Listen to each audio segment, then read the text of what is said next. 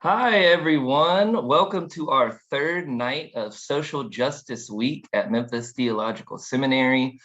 We are really excited to be here tonight with three wonderful panelists to talk about educational justice, the work that they're doing, the impact that MTS has had on their lives. But first, I want to give a shout out to two panels we did earlier this week as a part of Social Justice Week.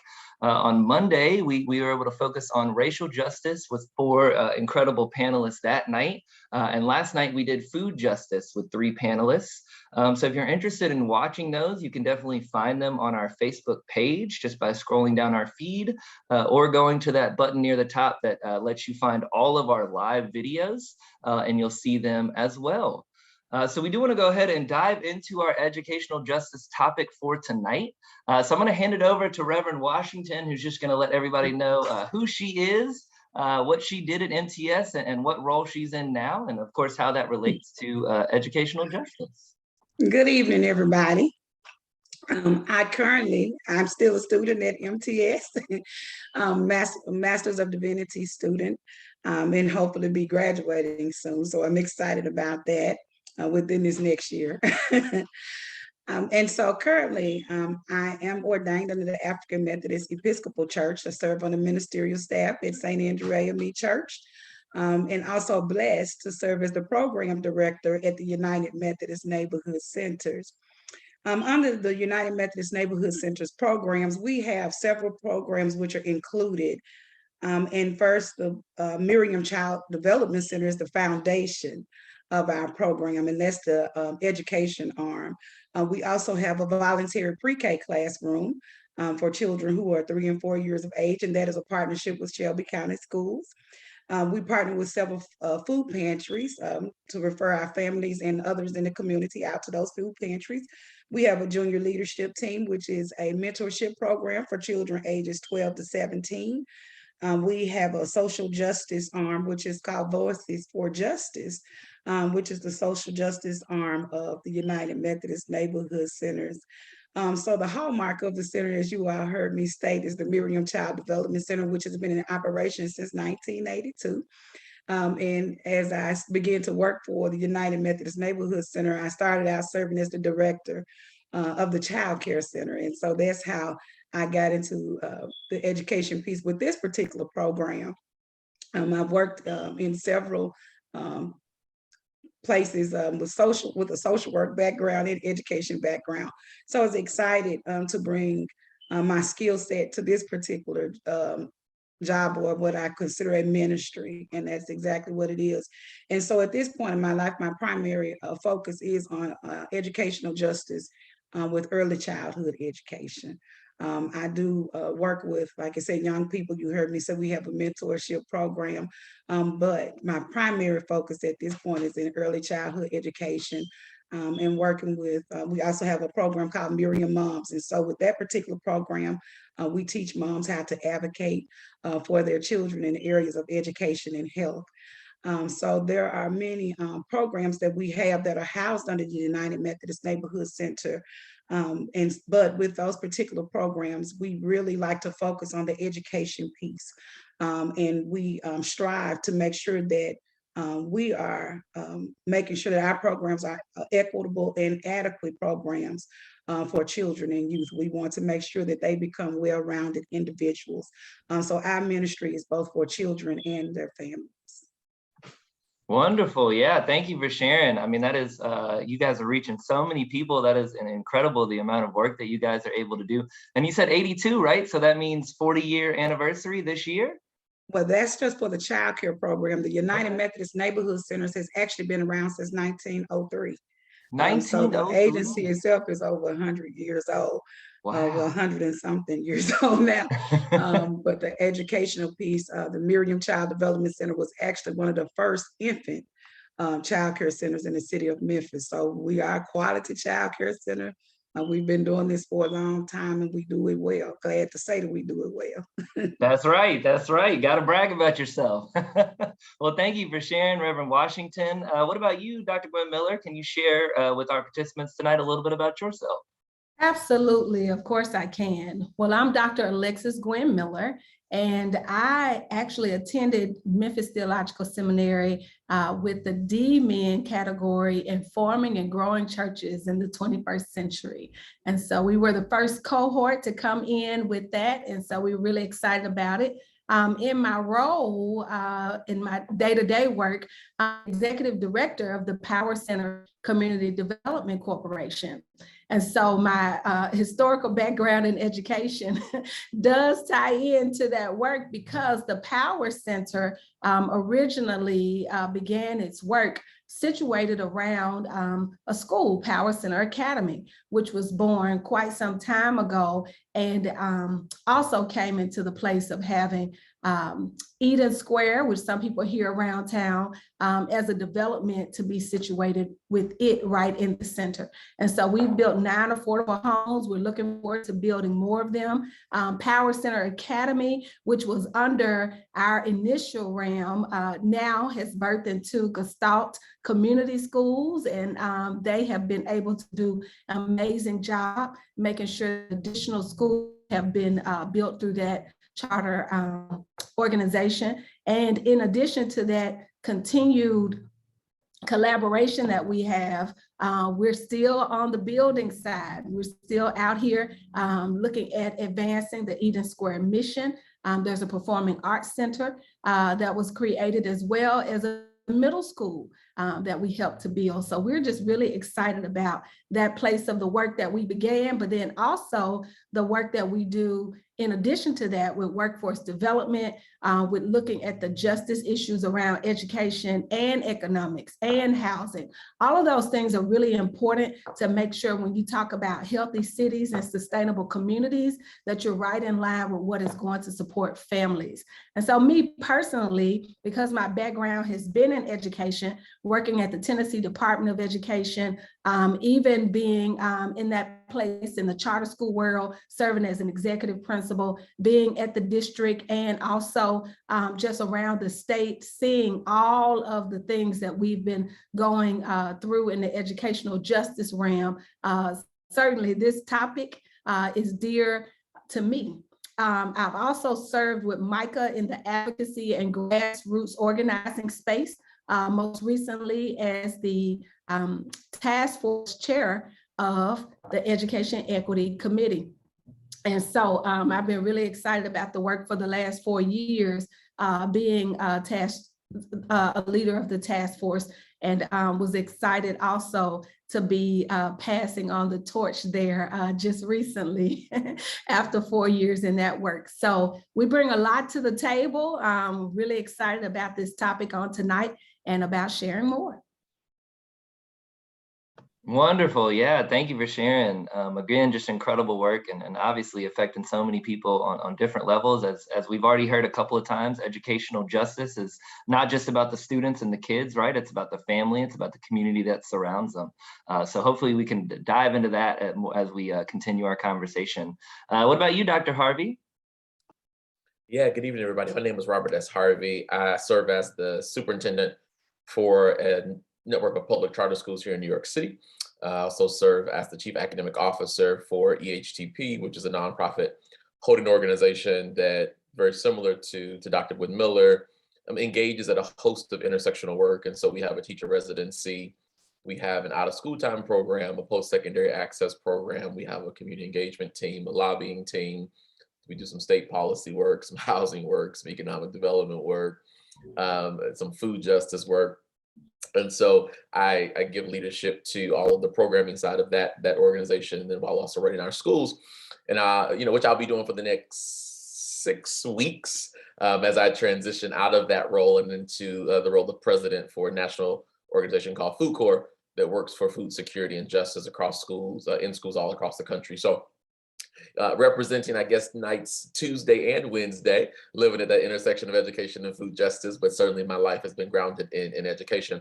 Before this role, I lived in Memphis. I served as the head of school and executive director for Star Academy in the Raleigh-Fraser community in Memphis, which is where I did my doctoral work in Memphis Theological, and before that was in the higher ed part of life, serving as chief operating officer for a historically Black college in Louisville, Kentucky, and a professor in that space. So my entire life has been spent in education, from independent day schools to boarding schools to HBCUs to public charter, and now to New York City's public schools. So that's my entry point into this conversation. And Luke, as you referenced, I also get the privilege of serving as a visiting professor there at Memphis Theological in education leadership and the practice of public leadership, and excited to engage in this conversation around justice. Yeah, and thank you all so much for being here tonight. As our participants have heard, we've already had a couple of shout outs to the D-Min program. Dr. Gwen Miller obviously did Forming and Growing Churches in the 21st Century, which we are doing again in 2022. And then Dr. Harvey will be teaching on one of our new cohorts, which is Educational Leadership. So we'll have time to talk about that near the end of the call, but the deadline is April 30th. So get your applications in now if you're interested. So let's dive into a little bit more deeper of your background. Rev Washington, can you tell us a little bit about kind of your journey to seminary? Was that something that you expected to do, coming out of college, even earlier? And how has it kind of affected your work in educational justice? I did not expect to come to seminary. I kind of have a unique story. Well, everybody's story is unique to them, huh? But my story is that I can remember my mother attended Mid-South Bible College that was right down the street from MTS when I was a child. And for 2 years, when I was in elementary school, because I had a surgery, I had to attend school with my mom. So I can remember looking up the street at Memphis Theological Seminary, but never thinking that I would be a student there. I can remember hearing those people in school with her talk about attending the seminary, but I didn't ever think that I would be there. So I graduated from what is now Southwest Community College. I was at Shelby State Community College. I graduated from there in 1997 with an associate's degree. And then I went on to the University of Memphis and graduated in 2001 with a degree in psychology. And so during that particular time, I felt that my career would take me into being a forensic psychologist. That's what I wanted to do. And so, but right out of college, I took a job as a teacher at a place where there were children with behavior challenges. And so I worked in education because I knew I had to get a teacher's license, right, Dr. Miller, to teach, right? So I went on to get a teacher. I got a license to teach grades K through 12. And so I did that at that particular facility. And after that, I went on to work with the state of Tennessee with the Department of Children's Services as an investigator. So I did that for a little while and did not know that from there, I would go into early childhood education. I took a total different route than what I ever expected, but I always wanted to do counseling, social work. That was what I really wanted to do with my career. And so I did go on into early childhood education and later to become a director. At the time, working at the United Methodist Neighborhood Centers, I accepted my calling to preach at St. Andrew, which was unexpected for me. Also, I grew up as a preacher's kid, but never thought that I would be a preacher. And so in that particular time, I knew that I wanted to use my undergraduate degree still. I wanted to use that psychology degree. That counseling piece was still in me. And so I thought about it and I said, you know what, I really want to do chaplaincy.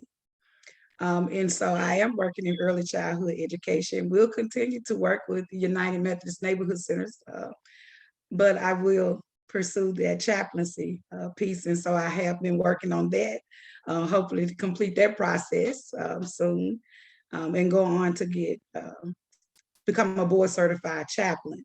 So that piece will come full circle. The psychology degree will come into play. I also been thinking about the D-Min program, so I won't say which program at this point because I've been considering too, praying about it, because there are several areas that I'm interested in, of course. But to answer the question, I did not ever think that I would be in seminary. And so for me, this is ministry. My career is ministry. I am thankful and blessed that I have the opportunity to be in this particular place at this point in my life. Did not know that the psychology degree in undergrad would take me into seminary, chaplaincy, but I'm right where God wants me to be. So I will get the opportunity to use that psychology degree. I will get to do the things that I love. I will still get to work in the place where I love to work with the people and in the community. But also I plan on working on the opportunity to also work, and I've discussed this with several people, part-time as a chaplain in the hospital. I've had the opportunity to work in some do CPE in one of the hospitals here, and so I'm excited about that piece and that journey. And so I know that that's where God wants me to be, and so I'm excited about that. Absolutely, yeah. Thank you for sharing. What a wonderful journey that you've taken to bring you back to MTS. Sounds like a lot of different roles, but all in that same idea, right?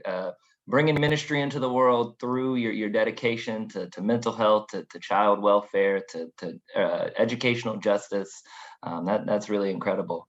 What about you, Dr. Gwen Miller? Did you pursue a Master of Divinity before coming to the DMin program? And then what kind of pushed you to do a DMin with us here at MTS?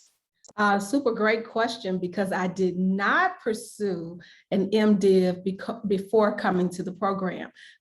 Similarly to some of the things that Alita shared, yes, with that background in education and getting certified and all of those things, you spend a lot of time in the classroom in the early years. And so going to college, I did all those things that I wanted to do: major in math, major in engineering, major in education, just too many majors, right? But they all paid off when I went into education. And then, of course, from there, I moved into educational leadership. And so not that I was aiming to go on this road of multiple masters, but when I set out to do my initial master's just in school administration and things of that sort, then that turned into a triple effect. So from getting a master's in administration, but then coming back with a master's in curriculum and instruction, that led me to a master's also in new school creation and design. And so I never set out to go and get 3 master's degrees, right? It was just, just in the process, something that I really believe was just the grace of God to allow for me at that time. And so with that, since I was in pursuit and always knew that I would go after doctoral work, then I felt very strongly that it is time to sow a degree for the kingdom because I've done all this work and I've spent so much time with those credentials in education, not only from being certified as a teacher, but also getting those credentials in administration with the state, all the way up through a superintendent's license. And so when I was away doing my master's in school design in San Diego, California, I saw so many intersections, right, between the development of the school, just that nonprofit management and leadership, what happens when you birth a nonprofit, which is very similar to when you birth the church. All of those things have a lot of roots, right, that are very similar. But then also in the study of educational history, many of those educational pursuits that we saw turn into what would be the Harvard University and all of the others, they have their roots in faith-based organizations, right? And people who really loved God and wanted to do good work in that realm. And so for me, no, it wasn't original. I thought I'd be off in the engineering world for a long time of life, but I'm very grateful, as Alita said, for the call of God that is on our lives. And so being able to do that pastoral piece on staff at New Direction Christian Church alongside my day-to-day as the executive director is dear to me. So in that lane of evangelism and inviting people, right, to buy into mission and vision of the church and follow Jesus. Likewise, there's quite a bit of evangelism you do when you're making a brand new school and you're out there trying to get somebody to believe in your brand, right? And to be able to bring their children to your establishment to say, this is a better option than some of the ones that are out there. So a lot of through lines for sure, a lot of places where some connected pieces came into fruition. And then of course, being a woman of faith, knowing that it was the right time in the season to pursue. And so I'm quite bivocational in my work, in my day-to-day. So that's really it for me, Luke. Nope, not at first, the MDiv on that track to the DMin. And so for anybody who is out there and they may be thinking, wow, you know, I'm really interested in seminary, but I really spent my life work here in this other vein. Well, if you're feeling led, right, in order to pursue some of the work that Luke is sharing with the DMin programs, hey, it may be your time and your season. So I'm a testament to that. Yeah, absolutely. And we definitely have students at MTS who pursue demons without having a master's in a ministry related area, period. You know, those students are asked to send in their transcripts early so that we can see if they have, you know, the necessary theological background to succeed in the program. And so there are times where we ask for students to complete leveling courses just to make sure that they're really prepared to dive into the DMin program and not only succeed, but thrive. But yeah, we have students coming and doing, you know, Masters of Organizational Leadership, up and down the line, you know, things that you wouldn't necessarily consider a traditional route to the DMin program. But as you said, if you feel called, by God to pursue that, then there's an opportunity to do so with us at MTS. What about you, Dr. Harvey? Can you tell us a little bit about your journey and how MTS and seminary plays into all of that? Yeah, for sure. So I have been kind of en route to theological education probably my entire existence. I grew up in a very churchy context, balancing my life between the Church of God in Christ and the Baptist Church in St. Louis, Missouri. Um, but in undergrad, was really interested at the intersection of a host of issues and wind up pursuing my undergraduate work in sociology and corporate finance. Really wrestling with how does kind of the economic state of the world impact Black folks, queer folks, folks who live in deep senses of poverty, and wanting to really understand, like, how do we reposition and think about the ways groups of people interact with one another, particularly when religion and theology has been used to demonize all the aforementioned groups I just named. So I was particularly interested in that question of how, when you navigate these Black church spaces, do you create opportunity to really do justice work? Now, very similar to both Rev Washington and Dr. Gwen Miller, post undergrad, I was at this kind of pivotal point of trying to figure out what route I was going to take. I wound up taking the MCAT, which was strange because I didn't major obviously in anything scientific, as you heard, sociology and corporate finance, but I did well on it. And I took the GRE, applied to Dartmouth Medical School, got in, but then also applied to Harvard Divinity School and the Graduate School of Education at Harvard and got in there. And so I was like, I found myself, and you talk about good therapy, of trying to figure out, what am I going to do? But really felt a call to go to Harvard Divinity. And in part to what Dr. Gwen Miller alluded to. So, Harvard is deeply liberal, like a deeply progressive university, which I needed. I lived my life on the left side of the world, full transparency. And it teases out, though, that justice ethic where it is not the Bible at core, but it is really questions of God at core. And how do we wrestle with the question of God?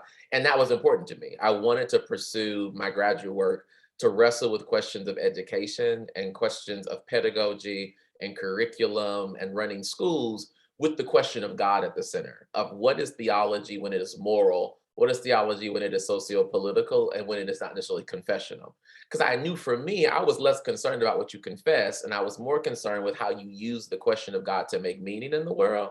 And that's what I wanted to chase. And so that became my theological education pursuit, was chasing that question. Immediately after that program, I started a PhD program in theology at Duke, and clearly realized a year into that I had no interest in doing research on questions of theology, but I wanted a much more pragmatic approach to the work.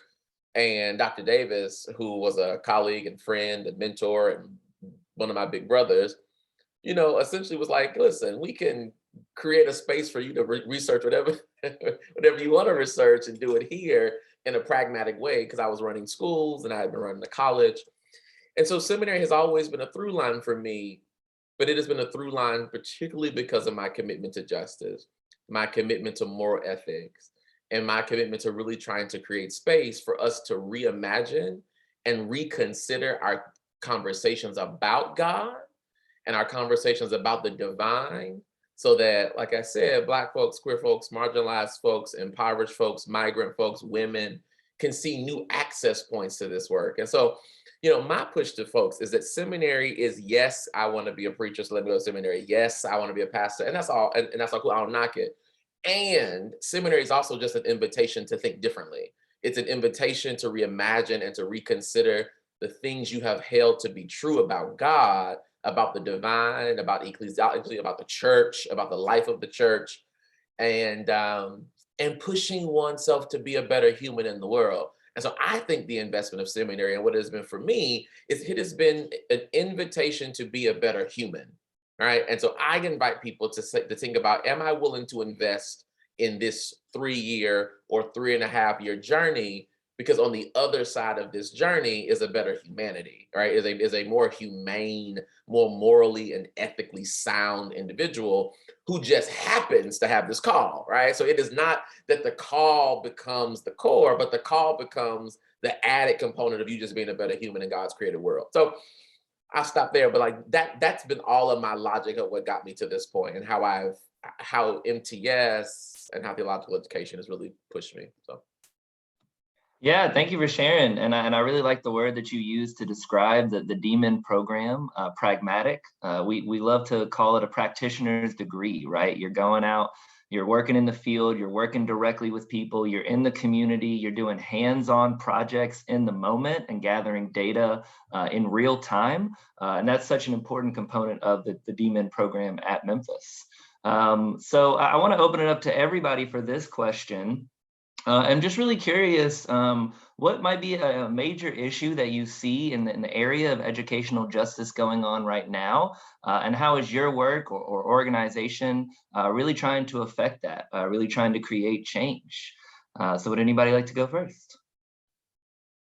I don't mind going. I saw Dr. Miller. I didn't know if you were getting ready to come off mute. I know you got something to say also. Go ahead. I know one of the things that we've heard lately in the news, even as of this morning, was that Shelby County was on this list. They said we were second to last when it came to the well-being of children. And so when I heard that, because we've been hearing a lot of things, about the educational piece with Shelby County, and it has not been so good. And so when I began to hear these things, I asked myself the question, how do we all play a role in this? What can we do to make this better? And so earlier you heard me say, as well as the others, that we address the entire family, and address the needs of the entire family. It's not just educating the child, it's educating the entire family. There are several factors that go into why these things are happening or why we're on this list. And so what I look at is we have to look at all of those particular issues. We can't just say, oh, well, these children aren't doing well on the test, or they aren't doing well when they come to school, or they've been on Zoom because it's a pandemic. So, we have to look at all the factors, what's happening, what can we provide that's going to make the home life better. Sometimes people just really don't have the resources. I talked about equity. There are children on a different side of town who have everything that they need. Their parents are able to afford, to purchase computers, whatever those resources those particular children need, their parents are able to purchase it. That may not happen on the side of town where we're located, or for children who look like me, Black and brown children. And so I look at, what is needed to help this child to become successful. Also, what's needed for the family. We saw during this pandemic, there was a time when the children did have to be at home in order to get their studies. There were some parents who did not have internet services. So I look at, what is it that we can do as a community to make things better for the children and the families as far as the educational piece. Also, we've heard things like, there's not necessarily enough food for children and their families, and so Is there something that we could do? We provide the food pantry, you know, but are there additional food pantries that we need to open? Is there something that we need to do as far as mobile food pantries? What can we do to make the situation better throughout the community? So that was the first question I asked myself when I heard that particular thing on the news, you know, about the well-being of children. And then we went into, like I said, we have the Miriam Moms, which is the piece where we actually teach the parents some things. If the child needs some advocacy done on their behalf as far as education. We know parents sit at the table all the time with different plans, educational plans for their children, like IEPs or 504s, and they don't know what to say when they're at the table. They don't know what to ask for. They don't know how to advocate for their child. I've had parents tell me, you know, I took my child to the doctor.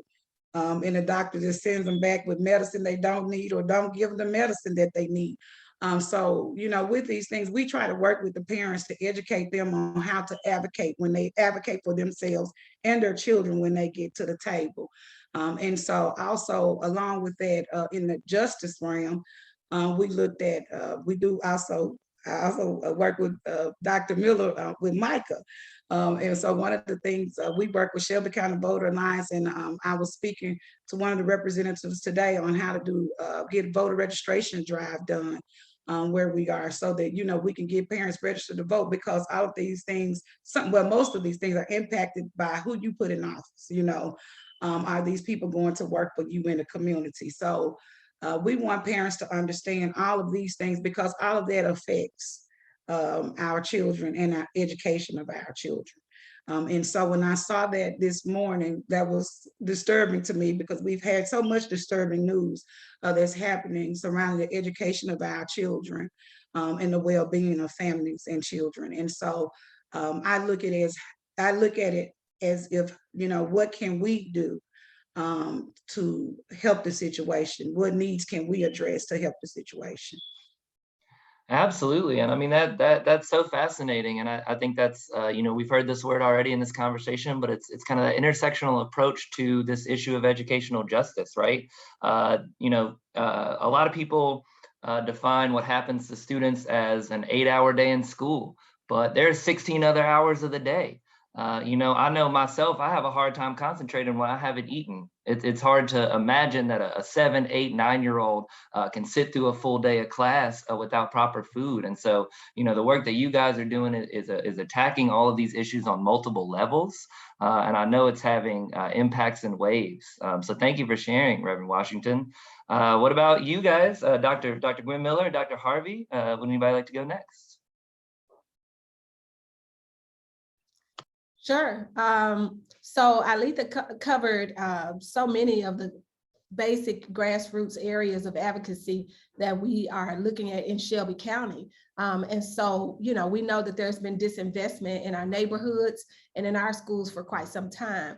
And with Memphis having 7 municipalities, but in the suburban districts, you know, the way that monies flow there compared to how monies flow in the urban district, Shelby County, I think we could just put a period there, because we know what happens in the background. But I also like to maybe speak to some of those national areas of advocacy and justice in this realm of Black leadership as well. It's super exciting to be on this call with Dr. Harvey, who does sit in a superintendent seat. It's rare, right, for many of us to even get to the place to carry a superintendent's license or to sit in that seat. But there is really a great disparity between who sits in the seat of leadership and who is able to make those choices for our Black and brown children. And so that's an area that's sensitive to me, because I know what it feels like to have someone that's in front of me, that's pouring into me, that looks like me, that I can see, that I can reach some new goals for. But we're in a time where, when we think about teacher-centered education, or we think about the way that progressive education is moving, those that are at the top of that are in the center of that, usually are not Black and brown individuals. And so, you know, I always, when I get a chance to talk about equity issues, I have to bring that into reality, because that is a national issue. That's not just Memphis and Shelby County. While we have a lot of leaders in Memphis and in Shelby County that have had that opportunity to sit in those seats. That's not what's happening as a trend across our nation. And so that's a deep area of advocacy and equity that sometimes, as we're looking at those things that are on the local level, we're not looking above to see how we can change some things in that realm as well.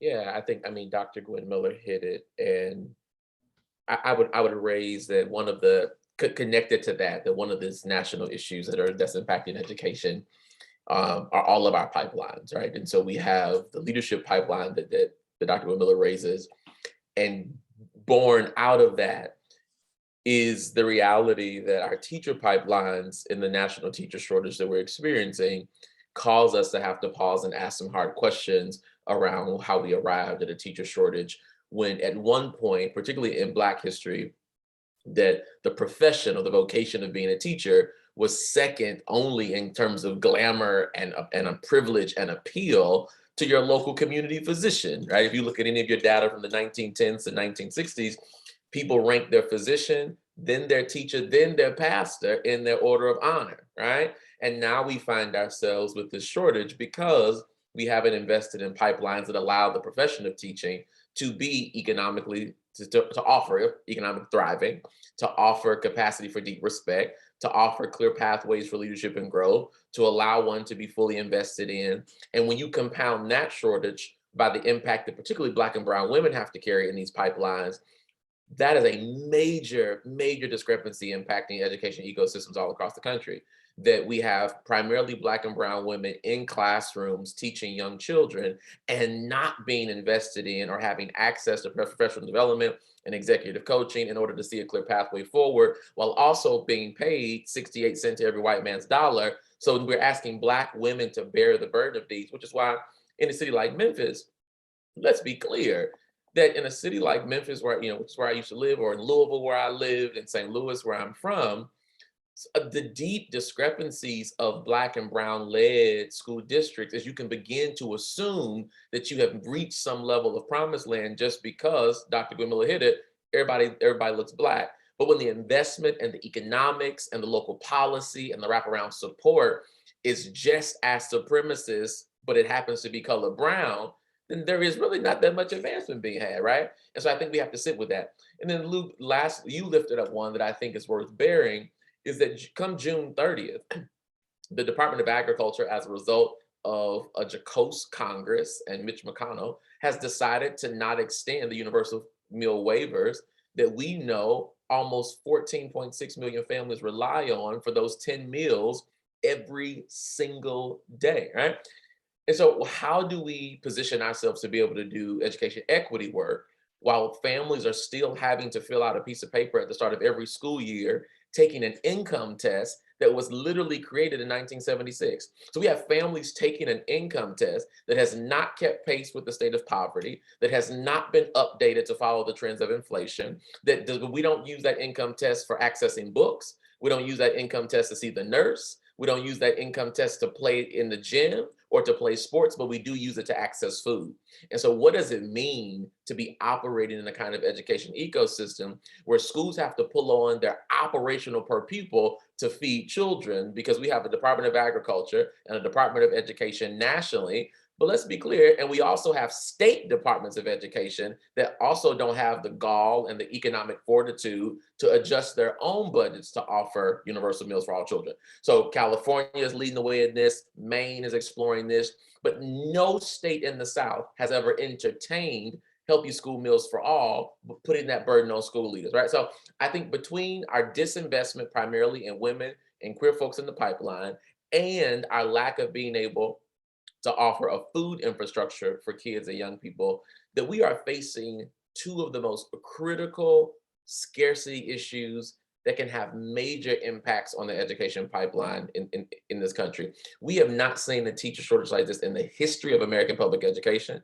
And so we don't even have a vision of how you respond to this kind of shortage, because we never had one. And so between that shortage, the leadership discrepancy, and food insecurity and scarcity that are impacting our young people, the next 3 to 4 years, particularly as we approach midterm elections this fall, can have major impact on Black and brown kids across this country and the caregivers and families that have to hold and support those young people. So I think those are two or three of the issues that I'm thinking a lot about, and that I think other national leaders are also spending a lot of time trying to wrap their heads around. Yeah, absolutely. I mean, I saw an article came out a few days ago that said teachers are paid 11% less when you include inflation than they were 20 years ago. So wages are going down, and it's not like they were high before for teachers. And as you said, if you're a Black or brown woman getting paid 68 cents on the dollar, obviously that effect is even more serious on your household, on your welfare, on your mental well-being. So I mean, y'all, this is thank you for sharing all of that. My family has worked in education. My mom's a career teacher, my sister's a teacher. And so all of these things really hit me right in the heart. And so, I'm just wondering, where do you get started? How do you give advice to people who are kind of discerning their next steps, who find educational justice to be their main concern? And would you, invite them to attend seminary? How would you give advice to people who are trying to determine that next step and how to get engaged in this issue of educational justice? And I'll open it up to anybody. Well, I think the first thing that I will say is that there's a lot of need across our city for advocacy support from those groups like MICA that Alita shared about, but also there are others as well. And so you can connect yourself to the grassroots work that's happening all around. Maybe it's Juice Orange Mound, maybe it is MICA, maybe it's Memphis Lift, right? It could be your local PTA. It could be, even in your church, some of the faith-based organizations that are connected to church. It could be all sorts of organizations that you could plug into, but what we know for sure is that education, children, families are going to be in the center of all of those advocacy spaces, right? An area that we didn't even talk about that is huge in our city is dealing with opportunity youth. The last statistic I saw was about 40,000 young people between the ages of 16 to 24 that are not in school and that are also not working. I'm sure as a result of the pandemic, it's more. And so what can we do to support groups of students or young people that are just out there also looking for nurturing, support, guidance, things of that sort. So I think there are a realm of opportunities that exist, and a person can plug in where they see fit on those basic grassroots levels. Also, in reference to moving into a space to say, well, I want to pursue a degree or things of that sort. I think just as you were sharing, Luke, the types of work that come within the MDiv and the DMin programs at MTS are not all just rooted in, I'm going to stand in somebody's pulpit and preach, right? They have so many different lanes that they can take you in, so that deep study and research and that practice can come into play, that it makes a good opportunity for people to search while they're also looking at their next steps at MTS as an option. Yeah, absolutely. And like you said, being a practitioner is an important part of our master degree programs as well as our DMin programs, like we've already discussed. You're out there in the field learning hands-on. Something that our faculty did recently was add a Memphis immersion to most of our doctorate programs. So going forward in that third residency, students will be able to dive deeper into Memphis and the things that are going on here. And again, learn practically from leaders like yourselves who are doing that work in the community. Rev Washington, Dr. Harvey, what about y'all? Yeah, so I think Dr. Gwen Miller hit it, and I'll push it a bit to say that education is in many ways probably one of two through lines in this country that impact every other justice adjacent issue. And so being able to do this work also lives at the intersection of health equity and economic equity and food equity and housing equity and local policy. And so where does one start? I think one starts with trying to discern a deep sense of where one wants to measure one's unit of impact in the world, right? Often in my reflection time with folks who are trying to consider seminary, whatever their route is, it is a particular title or a particular organization or a particular field that is calling them. And my push to them is, well, what is the unit of impact that you want to have, right? Because the unit of impact might allow you to explore another route that isn't as clean or as linear as it, or that you assumed that it was. And so I think that's one invitation. It's really an invitation of impact in the world. Secondly, and this goes back and circles to why I did the theological education route.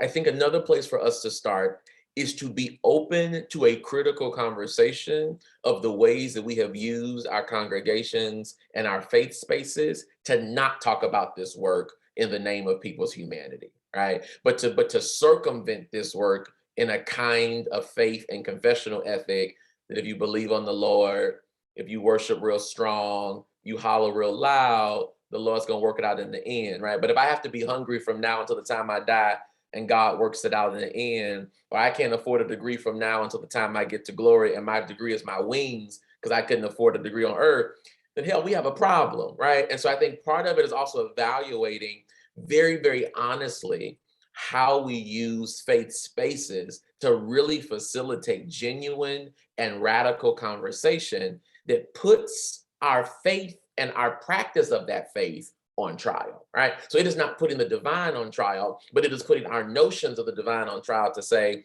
and how are we going to go to Shelby County School Board meeting and call to task that almost everybody on that dais attends somebody's house of worship. So how is your faith living out as you decide what is best for kids? And everybody on that dais likely confesses somebody's God. So how is that God being lived out in how you use ARPA funds and how you plan to distribute ESSA, right? So I think that's another place to start. It's calling people to accountability on what they believe their theological commitment and the theological ethics are. And you can do that without seminary. But seminary helps you tighten that argument.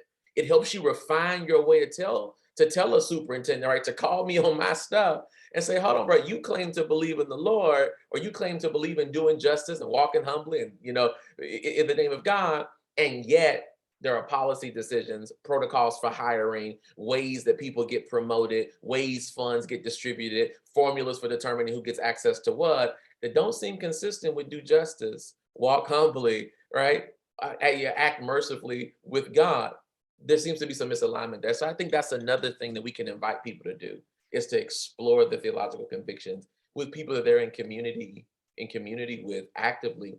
Thirdly, and I'll turn over to Reverend Letha, is to humble ourselves enough to sit at the feet of people who have been in the trenches of this work, and for them to humble themselves enough to also tell us what did not work. And so I think that part of where we could also start is, how do we create opportunities for learning for folks who want to do this work to be postured as learners before having to believe we can act, right? I try to consistently find myself at the feet of people who are years into this thing, because there is a learning that I still have to do in order to try to measure my unit of impact. And so I also would invite Memphis Theological and other spaces to create opportunities for people to sit at the feet of those who may not be theologians, may not be pedagogues, may not be policy wonks, may not be savants in advocacy, but who've just been in the trenches carrying this burden, and we must sit at their feet. I don't think I really had anything to say after Dr. Miller and Dr. Harvey. What I will say is that everybody is not called to this work. So I would encourage those to really pray about it. If you feel called or led to this work, pray about it. Seek God in what in what God would have you to do, because this is a work in which you have to have the passion. All days won't be, it won't all be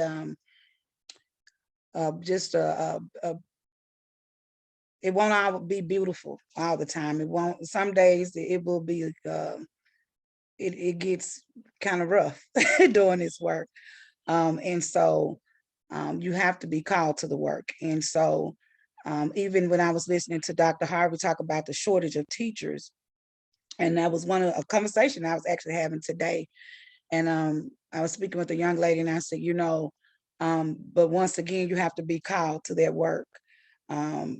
We, a long time ago, thought highly of teachers and were proud to be teachers. And even in this particular social justice work or educational justice, you have to be called to the work and be excited about doing the work, and knowing that all days won't be, you know, like I said, beautiful days. Sometimes the work, I don't want to say it gets ugly, but I just say it gets deep. And so you have to have passion for what you're doing.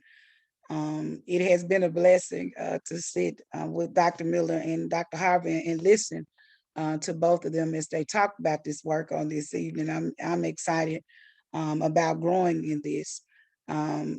As I stated, I'm looking forward to doing a DMin. I would encourage others to do your research in understanding what it is to go to seminary. I know when I walked through the doors of the seminary, I had a different thought about it. I can remember the professor saying, this is not Bible college. And I was like, oh my goodness. And so, but it has made me a better person. As Dr. Harvey stated, yes, I had a call to preach when I walked into the seminary, but seminary makes you more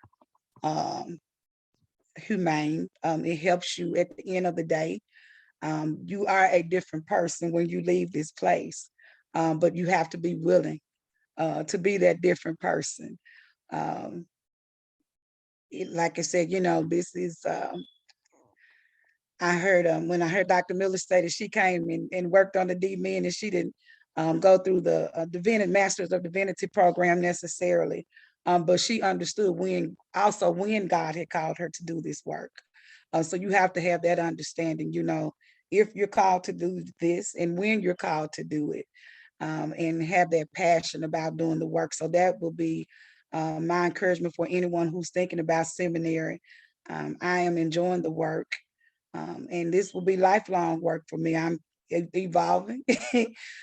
Even as of today, I've heard some things that, have blessed me and it's going to help me as I continue in this journey. So I would just encourage anyone who's thinking about this type of work to pray about it, and do your research. Make sure that this is the right place for you at the right time in your life. And so I'm excited about the things to come. And I'm thankful, that God has allowed me the opportunity to be in this place, and to continue to do this work in which it will bless families, children, and people in my community. Absolutely. And yeah, and I think as Rev Washington just mentioned, this is not easy work. There are hard days, there are taxing days, there are days where you may want to feel like you want to give up. But I think one of the really incredible things about Memphis Theological Seminary, and something I hear from almost all of our students, is that when you come into the classroom, you don't necessarily have to have your vision of theology defined. We're not going to tell you what to think. That's a process that you can go through at seminary. And what can happen as a result of that is when you go through those difficult days, those tough days, you can fall back and lean on your definition of God, your relationship to justice, your passion for a subject specifically like educational justice. So y'all, I want to thank you guys so much for being here tonight. It has been such a wonderful conversation. If you guys need to head out, you guys are welcome to go. I promise you guys it's 7 o'clock in time. But for those of us who are on the Facebook live still, I do want to share my screen so I can just show students how to access our website, how to learn more about how to apply and maybe talk to admissions counselors and things like that. But again, thank you so much, panelists. We really appreciate it. All right, y'all, I'm going to go ahead and share my screen with everybody.